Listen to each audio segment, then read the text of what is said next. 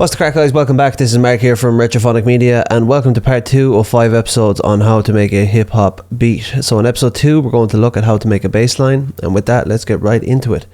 So what we need to do is firstly name our drum pattern. So we hit F2 on the keyboard and we'll name this drums.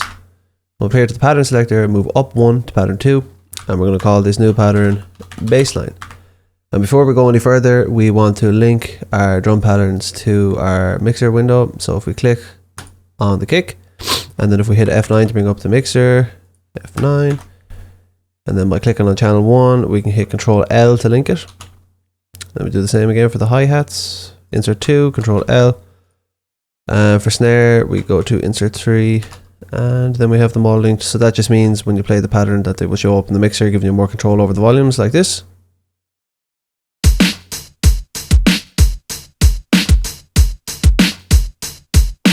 Speak more about that in future videos. So anyways, for the bassline, what we're going to do is use a plugin that comes free with Fruity Loops called 3xOSC, which is 3 oscillators. And once we have this open, I'm going to right click on it here and name it bassline. And again, come to the mixer window, Control L, and put it on insert 4. So coming back into the VSC itself then, there's 3 oscillators. This is 1, 2, 3. We're going to ignore the second and the third by turning the volume completely down. And on the first one, we're going to set this here, the course, to 0, and we're going to make sure that it's on the sine wave for the selection of the oscillation. And with that, we're going to come into the piano roll, and we're going to just draw on some very simple bass line here.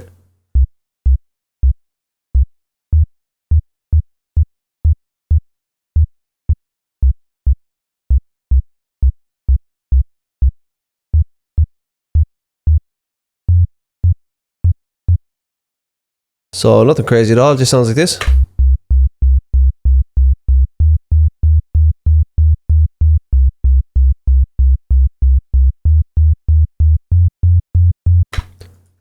So in order to hear the drums and the bass at the same time, we're going to hit F5 to bring up our playlist window, and then we're going to go to the pattern clip sources and we're going to select drums, and we're going to draw this in twice like that, and then coming back here we're going to bassline. You can also select them from over here if you want to be quicker. And we're drawing the bass as well, and then switching from pattern to song, we can then listen to the two of them playing together.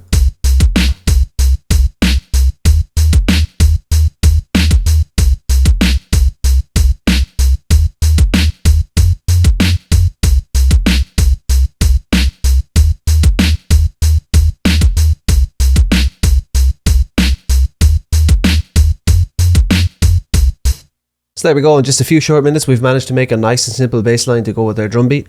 In episode 3 we'll have a look at how to make a synth to accompany what we have made so far. Thanks for watching, stay tuned. This is Mark from retrophonicmedia.com.